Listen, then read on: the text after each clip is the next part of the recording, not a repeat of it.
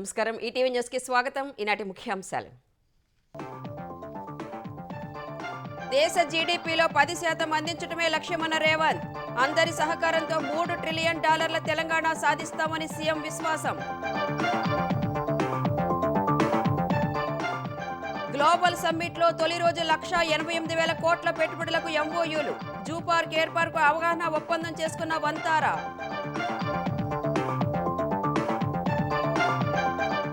Future సిటీలో Trump media technologies భారీ పెట్టుబడి. 10 ఏళ్లలో 1,00,000 కోట్లు పెడతామని ప్రకటన. 5,000 కోట్లు పెట్టేందుకు అదానీ గ్రూప్ సంసిద్ధత. వైసీపీ విధ్వంసం నుంచి ఏపీ బయటపడుతోందన్న చంద్రబాబు.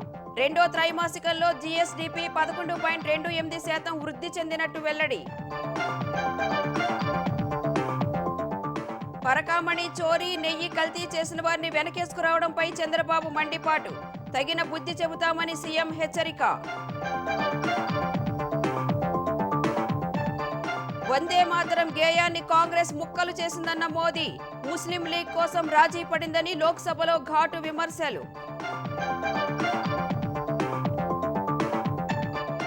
మోదీ వ్యాఖ్యలపై మండిపడిన కాంగ్రెస్. బంగాల్ ఎన్నికల కోసమే చర్చ చేపట్టారని ఆక్షేపణ. జాతీయ గేయంపై రాజకీయాలు తగవని సూచన.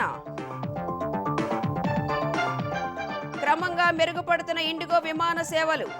యాజమాన్య సంస్థపై దాఖలైన పిటిషన్ను విచారించేందుకు సుప్రీంకోర్టు నిరాకరణ.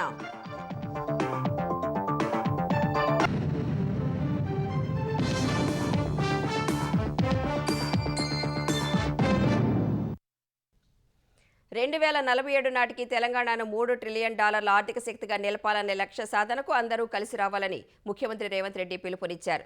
లక్ష్యం పెద్దదైనా కష్టపడి సాధిస్తామని గ్లోబల్ సమ్మిట్లో విశ్వాసం వ్యక్తం చేశారు. ఈ కలను సాకారం చేయడానికి సహకరించాలని దేశ విదేశాల నుంచి వచ్చిన ప్రముఖులకు విజ్ఞప్తి చేశారు. రైజింగ్ తెలంగాణలో భాగస్వాములు కావాలని కోరారు. భారత్ ఫ్యూచర్ సిటీలో తెలంగాణ రైజింగ్ గ్లోబల్ సమ్మిట్ లాంఛనంగా ప్రారంభమైంది. తెలంగాణలో ఉన్న అపార అవకాశాలను ప్రపంచానికి వివరించి పెట్టుబడుల ఆకర్షణ సహా యువతకు ఉపాధి కల్పనే లక్ష్యంగా సర్కార్ నిర్వహిస్తోన్న సమ్మిట్ కు దేశ విదేశాల నుంచి ప్రతినిధులు హాజరయ్యారు. ప్రపంచవ్యాప్తంగా 46 దేశాల నుంచి ప్రముఖులు తరలివచ్చారు. తెలంగాణ ఉప ముఖ్యమంత్రి భట్టి విక్రమార్క ఇతర మంత్రులతో కలిసి ముఖ్యమంత్రి రేవంత్ రెడ్డి సమ్మిట్ లో పాల్గొన్నారు. గ్లోబల్ సమ్మిట్ వేదిక వద్ద ఏర్పాటు చేసిన స్టాళ్లు పరిశీలించారు. సదస్సు ప్రాంగణంలో తెలంగాణ తల్లి డిజిటల్ విగ్రహాన్ని ఆవిష్కరించారు. సదస్సుకు హాజరయ్యేందుకు వచ్చిన గవర్నర్ జిష్ణుదేవ్ వర్మకు సీఎం స్వాగతం పలికారు. గవర్నర్ స్వాగతోపన్యాసంతో గ్లోబల్ సమ్మిట్ లాంఛనంగా ప్రారంభమైంది. వికసిత్ భారత్ దిశగా తెలంగాణ వేగంగా అడుగులు వేస్తోందని గవర్నర్ వివరించారు. Viksit Bharat by 2047 and Telangana Rising represent clear and purposeful national and state goals. Today marks a moment when a strong vision begins to translate into steady and measurable action. As Bharat moves with determination towards becoming a $30 trillion economy by 2047, Telangana too is progressing with confidence toward becoming a $3 trillion economy by 2047. This progress is visible across the state today.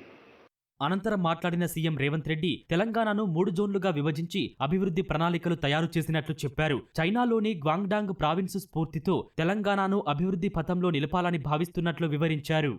Our strategy to make Telangana India's first and only state to be divided into 3 clear zones. For service, manufacturing, agriculture. Core urban region economy, that is called CURE. Peri-urban region economy is called PURE. Rural agriculture region economy is called RARE. Let me mention the example of Guangdong province in China. In 20 plus years, they have achieved the highest investments and growth in the world.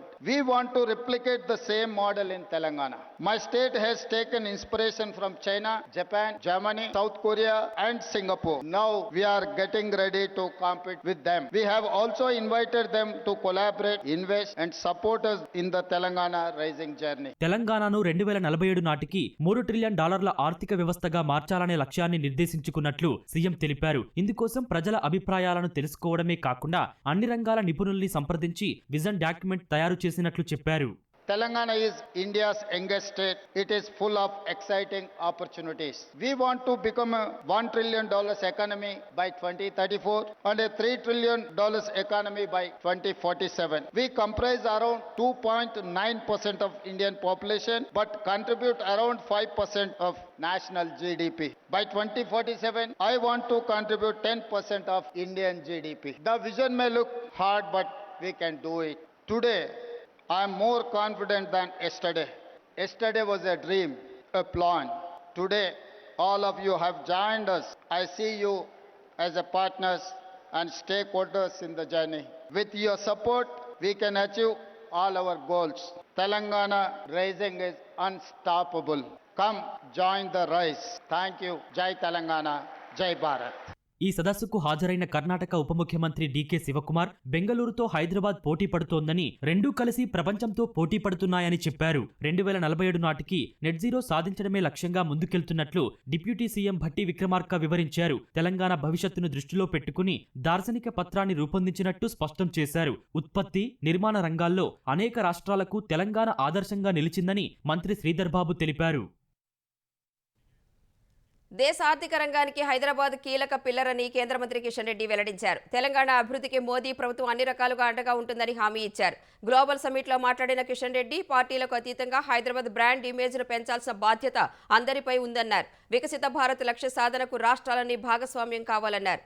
సంస్కరణలు అమలు చేయడం ద్వారా ప్రజలకు మెరుగైన సేవలు అందుతాయని కిషన్ రెడ్డి పేర్కొన్నారు. India have a strong security environment and internal stability under able leadership of Sri Narendra Modi ji. Government of India fully committed to working with the government of Telangana in this developed journey. Vikasit Bharat 2047, we see Telangana play a key role and key pillar. I thank the government of Telangana for having this one of the future Bharat, future city in the Telangana Raising Global Summit. I am confident that the global goal to outcomes envisaged for the Telangana Rising Global Summit will achieve. Telangana rising global సమ్మిట్లో తొలి రోజే భారీగా పెట్టుబడులకు అవగాహన ఒప్పందాలు జరిగాయి. మొత్తం 1,88,000 కోట్ల రూపాయల పెట్టుబడులు పెట్టేందుకు గ్లోబల్ సమ్మిట్లో ఎంఓయూలు కుదిరాయి. గ్లోబల్ డీప్ టెక్ ఇన్నోవేషన్ సిటీలో 75,000 కోట్ల పెట్టుబడులు పెట్టేందుకు యాక్సిస్ వెంచర్స్ కన్సార్షియం ఎంఓయూ చేసుకుంది. రెన్యూవబుల్ ఎనర్జీలో 27,000 కోట్ల రూపాయల పెట్టుబడులు పెట్టేందుకు విన్ గ్రూప్ అవగాహన కుదుర్చుకుంది. పవర్ సెక్యూరిటీలో సోలార్ విండ్ మెగా ప్రాజెక్టులు ఏర్పాటు చేసేందుకు ఎవరెన్ యాక్సిస్ ఎనర్జీ సంస్థ 31,500 కోట్లతో, ఎంఈఐ గ్రూప్ 8,000 కోట్లతో ఎంఓయూలు చేసుకున్నాయి. ఏరోస్పేస్, డిఫెన్స్, లాజిస్టిక్స్ రంగంలో జీఎంఆర్ గ్రూప్ 15,000 కోట్లు, అపోలో మైక్రో సిస్టమ్స్ 1,500 కోట్లు, సోలార్ ఏరోస్పేస్ 1,500 కోట్లతో అవగాహన ఒప్పందాలు చేసుకున్నాయి. ఎలక్ట్రానిక్స్ రంగంలో Renewsys, Midwest, Akshat green tech 7,000 కోట్ల రూపాయలు, సోహైటెక్ 1,000 కోట్లతో ఎంఓయూ కుదుర్చుకుంది. స్టీల్, సిమెంట్ రంగంలో కృష్ణా పవర్ 5,000 కోట్లు, టెక్స్టైల్స్ రంగంలో సీతారాం స్పిన్నర్స్ 3,000 కోట్లతో ఒప్పందం కుదుర్చుకున్నాయి. మరోవైపు ఫ్యూచర్ సిటీలో కొత్త జూ పార్క్ ఏర్పాటు చేసేందుకు వంతారా గ్రూప్ ముందుకొచ్చింది. ఈ మేరకు సీఎం రేవంత్ రెడ్డి సమక్షంలో వంతారా బృందం, అటవీశాఖ అధికారులు ఎంఓయూ కుదుర్చుకున్నారు. రిలయన్స్ ఫౌండేషన్ ఆధ్వర్యంలో అతిపెద్ద వన్యప్రాణి పునరావాస కేంద్రం ఫ్యూచర్ సిటీలో ఏర్పాటుకు ముందుకు రావడం అభినందనీయమని సీఎం అన్నారు. తెలంగాణ రైజింగ్ గ్లోబల్ సమ్మిట్ వేదికగా పలు పారిశ్రామిక సంస్థలు భారీ పెట్టుబడులు ప్రకటించాయి. వచ్చే 10 ఏళ్లలో ఫ్యూచర్ సిటీలో 1,00,000 కోట్ల పెట్టుబడి పెట్టనున్నట్లు ట్రంప్ మీడియా టెక్నాలజీస్ గ్రూప్ తెలిపింది. 3 ఏళ్లలో 1,700 కోట్లు పెడతామని అపోలో హెల్త్ కేర్ వెల్లడించింది. అదానీ గ్రూప్ మరో 2,500 కోట్ల పెట్టుబడులకు హామీ ఇచ్చింది. దావోస్ సహా అన్ని ప్రపంచ వేదికల నుంచి తెలంగాణకు పెట్టుబడులు వచ్చేలా కృషి చేస్తామని సిఐఐ తెలిపింది. తెలంగాణ రైజింగ్ గ్లోబల్ సమ్మిట్ ప్రారంభ కార్యక్రమంలోనే భారీ పెట్టుబడుల ప్రకటనలు వచ్చాయి. వచ్చే 10 ఏళ్లలో భారత్ ఫ్యూచర్ సిటీలో 1,00,000 కోట్ల పెట్టుబడి పెట్టనున్నట్లు Trump media technologies group director Eric స్వీడన్ ప్రకటించారు. హైదరాబాద్ లో అనేక ప్రాజెక్టులు నిర్మించే అవకాశం వచ్చినందుకు సంతోషంగా ఉందన్నారు. స్వల్పకాలిక, దీర్ఘకాలిక లక్ష్యాలు నిర్దేశించుకుని ముందుకెళ్తామని ఎరిక్ వెల్లడించారు. has been asking me to come here to visit for many months, and I had delayed, and now so grateful that I finally came. And so I am very excited to have been presented the opportunity to come here. We have seen technologies here that I'm very excited to invest in, and I would like the Honorable Chief Minister to know that over the next 10 years, it is my intention to deploy through our organizations up to 1 lakh crores into the future city and into the areas of development here. And I'm very, very grateful for that opportunity. గత 3 ఏళ్లలో తెలంగాణలో 10,000 కోట్లకు పైగా పెట్టుబడులు పెట్టినట్లు Adani ports SEZ limited managing director Karan Adani తెలిపారు. తెలంగాణలో green data centers, renewable energy, cement రంగంలో తమ సంస్థ పెట్టుబడులు పెడుతుందని తెలిపారు. With the goal of Atmanirbhar Bharat, the Adani Group has developed a leading defense and aerospace park in Hyderabad. Is the first UAV manufacturing facility in the country where long endurance UAVs are manufactured. The UAVs manufactured in these facilities is supplied to both the Indian Armed Forces and also cater to the global market. The Adani Group is setting up a 48 megawatt green data center in Telangana with an investment of 2,500 crores. Apollo ఆసుపత్రి తరపున వచ్చే 3 ఏళ్లలో ఆరోగ్య సంరక్షణ రంగంలో మరో 1,700 కోట్ల పెట్టుబడి పెట్టనున్నట్లు Apollo hospitals executive director Shobana Kamineni ప్రకటించారు. అత్యాధునిక సాంకేతిక పరిజ్ఞానాన్ని ఉపయోగించి ఆస్క్ అపోలో ద్వారా డోర్ స్టెప్ సేవలు అందిస్తామని చెప్పారు. Infrastructure provided by the government has enabled so much of industry to come here and to actually be proactive in this state. So I speak from the industry perspective that while we do appreciate the amount that great governments do for us, but we will partner you to do even more, sir. That every year from when we came into Hyderabad 38 years ago, we continue to invest in this state. Telangana $3 trillion economy లక్ష్యానికి CII తోడ్పాటు అందిస్తుందని CII past president Dinesh తెలిపారు. Davos సహా అన్ని ప్రపంచ వేదికల నుంచి తెలంగాణకు పెట్టుబడులు వచ్చేలా కృషి చేస్తామని చెప్పారు. టీవీఎస్ మొబిలిటీ గ్రూప్ తరపున కూడా తెలంగాణకు తగిన సహకారం అందిస్తామని దినేష్ వెల్లడించారు. తెలంగాణ రైజింగ్ గ్లోబల్ సమ్మిట్లో రామోజీ ఫిలిం సిటీ ఏర్పాటు చేసిన స్టాల్ అందరినీ ఆకట్టుకుంది. పర్యాటక శాఖ స్టాల్స్ విభాగంలో రామోజీ ఫిలిం సిటీకి చోటు కల్పించారు. ప్రపంచంలోనే అతిపెద్దదైన రామోజీ ఫిలిం సిటీలో పర్యాటకం, చిత్ర నిర్మాణాలకు ఉన్న అవకాశాలను వివరిస్తూ స్టాల్లో ప్రత్యేక వీడియోను ప్రదర్శించారు. చిత్ర నిర్మాణాలు, నటీనటులకు అవసరమైన ఆతిథ్యం ఫిలిం సిటీలో లభిస్తుందన్న సమాచారాన్ని స్టాల్ సందర్శనకు వచ్చిన ప్రముఖులకు వివరించారు. ఫిలిం సిటీ స్టాల్ను Ramoji group CMD CH Kiran, film city MD Vijayeshwari, group సలహాదారు సాంబశివరావు తదితరులు సందర్శించారు.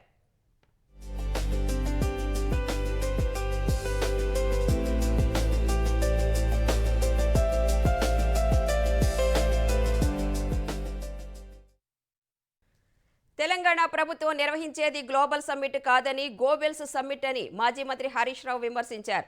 అభివృద్ధిలో కాకుండా నేరాల పెరుగుదలలో తెలంగాణ రైజింగ్ అవుతోందని ఆరోపించారు.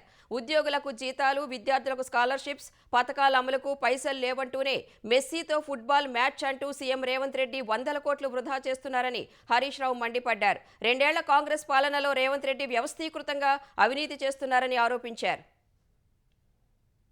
అది గ్లోబల్ సమిట్ కాదు, అది గ్లోబల్ సమిట్. ఎందుకంటే అసలు ఆ భూమి ఎక్కడదండి? 13,000 ఎకరాలు ఒక ఫార్మా హబ్ గా తెలంగాణను అభివృద్ధి చేయాలి, లక్షలాది మంది తెలంగాణ బిడ్డలకు ఉద్యోగాలు రావాలని కేసీఆర్ గారు 5 ఏళ్లు కష్టపడి చేసింది. నువ్వేం చేస్తున్నావు? దాన్ని ఇవాళ నీ అనుయాయులకు, నీ కమిషన్లకు పప్పు బెల్లాలు పంచిపెట్టినట్టు ఇష్టం ఉన్నట్టు పంచిపెడుతున్నావు. ఆ భూమిలో గ్లోబల్ సమిట్ పెట్టి అన్ని గ్లోబల్స్ మాటలు మాట్లాడే ప్రయత్నం చేస్తున్నావు. దావోస్ లో ఏమైంది తెలియదు. డొల్లా కంపెనీలతో అగ్రిమెంట్లు చేసుకున్నావు. ఇవాళ ఒక్కటి వచ్చింది లేదు, ఉద్యోగం వచ్చింది లేదు. సరే, నీ 2047 డాక్యుమెంట్ ఏంది? సింపుల్ గా చెప్పాలంటే చిత్తశుద్ధి లేని శివ పూజ లాంటిది నీ 2047 విజన్ డాక్యుమెంట్. రెండో త్రైమాసికం ప్రస్తుత ధరల్లో ఆంధ్రప్రదేశ్ జీఎస్డీపీలో 11.28% వృద్ధి సాధించామని ముఖ్యమంత్రి చంద్రబాబు వెల్లడించారు. 4,377 కోట్ల విలువైన జీఎస్డీపీ నమోదైనట్లు తెలిపారు. కక్షపూరిత రాజకీయాలతో గత పాలకులు ప్రజాధనాన్ని నష్టపరిచారని చంద్రబాబు మండిపడ్డారు. 2025-26 తొలి ఆర్థిక సంవత్సరం రెండవ త్రైమాసిక ఫలితాలను ముఖ్యమంత్రి చంద్రబాబు సచివాలయంలో విడుదల చేశారు. ఈ త్రైమాసికంలో జీఎస్డీపీ గత ఏడాదితో పోల్చుకుంటే 1.11% పెరిగిందన్నారు. రంగాల వారీగా వృద్ధి రేటును దేశ వృద్ధి రేటుతో పోలుస్తూ సీఎం ప్రజెంటేషన్ ఇచ్చారు. వైసీపీ నేతల విధ్వంస పాలన వల్ల వృద్ధి రేటు తగ్గి 7 లక్షల కోట్ల జీఎస్డీపీని ఆంధ్రప్రదేశ్ కోల్పోయిందని తెలిపారు. 14 నుంచి 18 వరకు 14, 15, 18, 19 ఆవరేజ్ జిఎస్టిపి గ్రోత్ రేట్ 13.5%. ఇక్కడికి వచ్చే కొందికి ఆవరేజ్ అగైన్ 19, 20, 23, 24 అక్కడ 11.14 ఉండేది. ఏ రీజన్ పడిపోయిందో 5.94 పడిపోయింది. మొత్తం ఓవరాల్ గా చూసే కొందికి 10.32కి తగ్గిపోయారు. ఇక్కడికి మళ్ళీ 24, 25 ఇప్పుడు వచ్చిన తర్వాత లాస్ట్ ఇయర్ 10 నెలలు మేము అధిక 9 నెలలే ఉన్నాం. 12.202కు పెంచాం. మళ్ళీ ఆల్ ఇండియా లెవెల్లో 9.8. ఇక్కడ డిఫరెన్స్ మీరు చూస్తే 13.5, 10.32, దగ్గర 3.03 ఆ డిఫరెన్స్ కనపడుస్తుంది. ప్రజలు తినే ఆహారానికి అనుగుణంగా పంటలను పండించే విధానంపై రైతుల్లో విస్తృతంగా అవగాహన కల్పిస్తున్నట్లు సీఎం తెలిపారు. వైసీపీ హయాంలో చితికిలపడిన ఏపీ ఆర్థిక వ్యవస్థకు 10 ప్రధాన సూత్రాల ద్వారా కొత్త జవసత్వాలు తీసుకొస్తున్నామని తెలిపారు. మీకు మన దగ్గర నేను చేసిన పాలసీ మీరు చూస్తే 10 ప్రిన్సిపల్స్ పెట్టాను. 1 zero poverty, 2 employment, number 3 HR skill upgradation, number 4 grid tech, number 5 water security. Water security వల్ల ఇండస్ట్రీకి కానీ తాగడానికి కానీ అగ్రికల్చర్ కానీ నీటి సమస్య ఉండదు. నెంబర్ 6 వచ్చే లాజిస్టిక్స్ కాస్ట్ తగ్గిస్తున్నాం. 14% ఉంది ఇండియా, 8% రావాలి. మన రోడ్ అధ్వానంగా ఉన్నాయి. ఆల్ రోడ్స్ అన్ని రివైవ్ చేస్తున్నాం. Number 8 Swachh Andhra Pradesh. Number 9 product perfection, industries products రావాలి. కాస్ట్ ఆఫ్ పవర్ ని తగ్గించడానికి ఫ్యూయల్, పవర్, ఎనర్జీ కాస్ట్ తగ్గిస్తున్నాం. అందుకే ఎక్కడ మనం పెంచకుండా మనం ముందుకు పోయే పరిస్థితికి వచ్చాం. Number 10 deep technology in all walks of life. ఈ మధ్య MSME ఉంది, అప్పులు పెట్టి వెళ్ళిపోయారు. ఆ ఇన్సెంటివ్స్ రిలీజ్ చేశారు. దాంతో వాళ్ళు కూడా స్టార్ట్ చేసేదని మొదలు పెట్టారు. రేపు రాబోయే రోజులు ఈ ఇన్వెస్ట్మెంట్ అంతా వస్తే నెక్స్ట్ లెవెల్కి వెళ్తుంది. వైసీపీ నేతలు బురద చల్లితే కడుక్కునే పరిస్థితిలో లేమని, ప్రక్షాళన చేస్తామని చంద్రబాబు స్పష్టం చేశారు. పరకామణిలో చోరీ, లడ్డూ ప్రసాదంలో కల్తీ వంటి వ్యవహారాలను వెనుకేసుకొస్తున్న నాయకులు ఉండటం దారుణమని ఆక్షేపించారు. భయం ఉండాలి, భక్తి అయినా ఉండాలి. రెండూ లేకపోతే ఇవే అవుతాయి. పాలు లేకుండా వ్యాపారం చేసేవాడికి నెయ్యి సప్లై చేస్తే వాడికి ఇచ్చారంటే ఏమనాలి వెళ్ళి? అలాంటి వాళ్ళందరినీ సపోర్ట్ చేస్తూ కడానతను ఇస్తే, ఇలాంటి వాళ్ళు ప్రతిపక్షంలో ఉంటే, రాజకీయాల్లో ఉంటే కెన్ యూ అప్రిషియేట్? వీళ్ళతో రాజకీయం చేయాలంటే నాలాంటి వాడికి ఎంత బాధగా ఉంటుందో ఆలోచించాలి. సుపరిపాలన, సూపర్ 6 రెండింటినీ సమన్వయం చేసుకుంటూ ముందుకెళ్తున్నామని సీఎం వెల్లడించారు. వైసీపీ పాలకులు నిరుపయోగం చేసిన 93 కేంద్ర ప్రభుత్వ పథకాలను తిరిగి పునరుద్ధరించామని తెలిపారు. ముఖ్యమంత్రి చంద్రబాబు జనవరి 19 నుంచి 23 వరకు దావోస్లో జరిగే ప్రపంచ ఆర్థిక సదస్సుకు హాజరు కానున్నారు. ముఖ్యమంత్రి బృందంలో మంత్రులు నారా లోకేష్, టీజీ భారత్ ఉన్నతాధికారులు ఉండనున్నారు. ఈ మేరకు ప్రభుత్వం ఉత్తర్వులు జారీ చేసింది. గతేడాది దావోస్ పర్యటన సహా ఈ ఏడాది విశాఖలో జరిగిన CII పెట్టుబడుల సదస్సులో ఏపీకి భారీ మొత్తంలో పెట్టుబడులు ఆకర్షించిన చంద్రబాబు ఈసారి దావోస్ పర్యటనలో అదే జోరు కొనసాగించాలని భావిస్తున్నారు. ఆంధ్రప్రదేశ్కు మరిన్ని విదేశీ పెట్టుబడులు ఆకర్షించాలనే లక్ష్యంతో చంద్రబాబు ఉన్నారు. సామాజిక సామరస్య ముసుగులో కాంగ్రెస్ జాతీయ గేయం వందే మాత్రాన్ని ముక్కలు చేసిందని ప్రధాని నరేంద్ర మోదీ ఆరోపించారు. బుజ్జగింపు రాజకీయాలతో దేశ విభజనకు కాంగ్రెస్ తల ఉంచిందని లోక్సభలో మోదీ ధ్వజమెత్తారు. బ్రిటిష్ జాతీయ గీతం గాడ్ సేవ్ ద క్వీన్ను దేశంలోని ప్రతి ఇంట ఆలపించేలా ఆంగ్లేయులు యత్నిస్తున్న కాలంలో రచించిన వందే మాతరం స్వాతంత్ర్య ఉద్యమానికి శక్తిని, ప్రేరణను ఇచ్చిందని గుర్తు చేశారు. దాస్య శృంఖలాల నుంచి దేశాన్ని విముక్తి చేసిన అలాంటి వందే మాతరానికి గత శతాబ్దంలో తీవ్ర అన్యాయం జరిగిందని ఆవేదన వ్యక్తం చేశారు.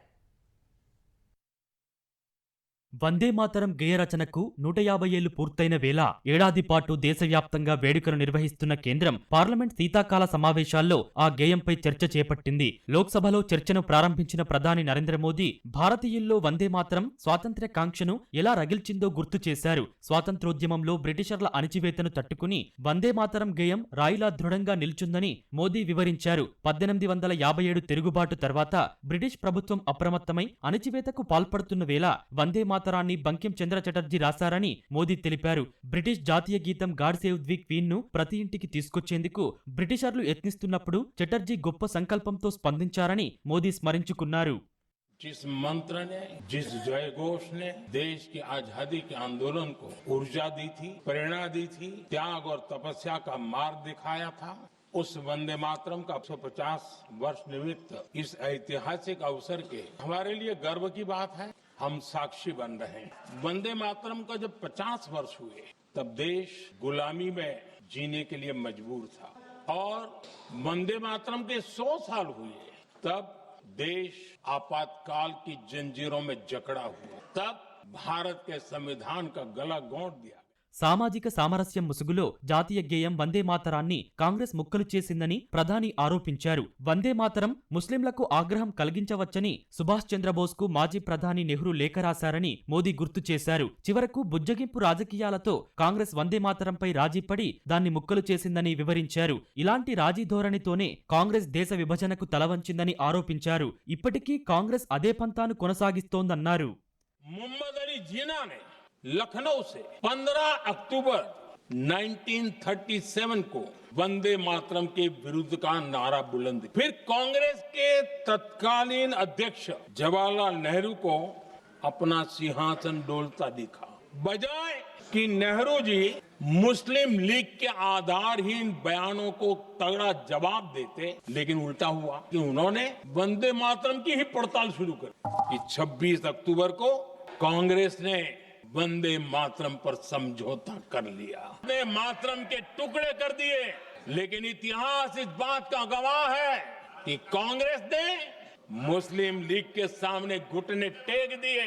दुर्भाग्य से कांग्रेस की नीतियां वैसी की वैसी थी है, और इतना ही नहीं, आईएनसी चलते चलते एमएमसी हो गया है। आज भी कांग्रेस और उसके साथी वंदे मातरम पर विवाद खड़ा करने की कोशिश करते हैं। 150 ఏళ్ల తర్వాత వందే మాతర గేయం గొప్పతనాన్ని పునరుద్ధరించే అవకాశం లభించిందని, ఈ అవకాశాన్ని జారవిడుచుకోవద్దని ప్రధాని మోదీ సూచించారు. పశ్చిమ బెంగాల్ అసెంబ్లీ ఎన్నికలు సమీపిస్తుండటంతో కేంద్రం బలవంతంగా వందే మాతరంపై చర్చను తీసుకొచ్చిందని కాంగ్రెస్ ఎంపీ ప్రియాంక గాంధీ ఆరోపించారు. వందే మాతరం గేయంపై చర్చలో మాట్లాడిన ఆమె జాతీయ గేయంపై చర్చించాల్సిన అవసరం ఏమొచ్చిందని ప్రశ్నించారు. స్వాతంత్ర్యం కోసం పోరాడిన, దేశం కోసం త్యాగాలు చేసిన సమరయోధులపై కొత్త ఆరోపణలు చేసేందుకు మోదీ ప్రభుత్వం ప్రయత్నిస్తోందన్నారు. జాతీయ గేయంపైన రాజకీయాలు చేయడం సరికాదని హితవు పలికారు. దేశ స్వాతంత్ర్యం కోసం నెహ్రూ ఎన్నోసార్లు జైలుకు వెళ్లారని ప్రియాంక గాంధీ గుర్తు చేశారు. हमारा राष्ट्र गीत है, इस पर क्या बहस हो सकती है? हम ये बहस यहाँ आज 2 वजहों से कर रहे हैं। पहला कि बंगाल का चुनाव आ रहा है, हमारे प्रधानमंत्री अपनी भूमिका निभाना चाहते हैं उसमें, और दूसरी वजह ये है कि जिन्होंने स्वतंत्रता की लड़ाई लड़ी, जिन्होंने देश के लिए बड़ी बड़ी कुर्बानियां दी, उन पर सरकार नए आरोप लादने का मौका चाहती है। देश का ध्यान फिर से जनता के ज्वलंत मुद्दों से भटकाना चाहती है। यही एक मकसद है आपका।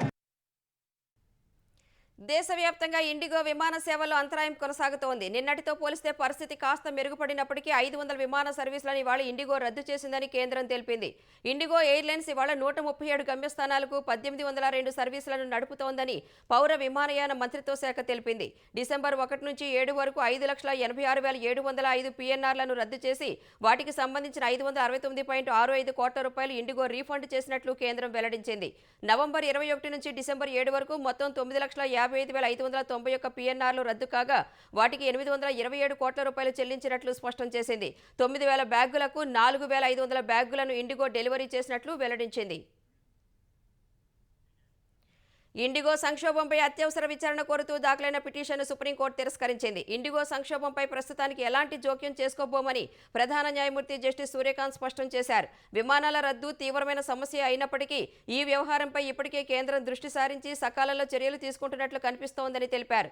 ఈ విషయంలో ఎలాంటి అత్యవసర పరిస్థితి లేనందున జోక్యం చేసుకోబోమని స్పష్టం చేశారు.